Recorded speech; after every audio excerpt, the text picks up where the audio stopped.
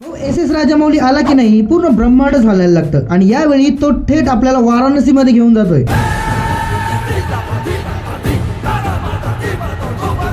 पण आधीच सांगतो ही फिल्म म्हणजे time travel plus high level mythology आणि धडाकेबाज ऍक्शन म्हणजेच एव्हेंजर्सची दही मिसळ पण फुल टू इंडियन तडका. म्हणजे काय, एक सीन रामायणामधून, एक सीन फ्युचर मधून आणि मध्येच महेश बाबू बुलवरती एंट्री करतो. अरे बापरे, मी तर म्हणतो की हा माणूस बीस्ट मोड ऑन करूनच आला आहे. आणि हो, या मूवी मध्ये प्रियंका चोपडा पण आहे. बॉलिवूड, टॉलिवूड, हॉलिवूड तिन्ही कडाया एकत्र तापल्या की वाराणसी मसाला तयार. मी असं ऐकलंय की एका ड्रोनने सगळं फुटेज लीक केलं. कोण होता बरं तो ड्रोन? त्याला राजमाताच्या हवाले करा.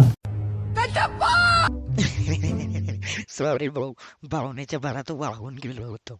मुळात राजमौली यांची फिल्म म्हणजे काय तर आपण पॉपकॉर्न खायच्या तयारीत असतो आणि हे लोक इतिहास, विज्ञान आणि ब्रह्मांड एकत्र करून बूम एक नवीन जगच तयार करून ठेवतात. आणि एक सगळ्यात मोठा ट्विस्ट, जर ही मूवी फ्लॉप झाली ना तर राजामौली मला बाहुबली 3 मध्ये कट्टप्पू बनून पहिल्या सीनला कल्टी करणार आहे.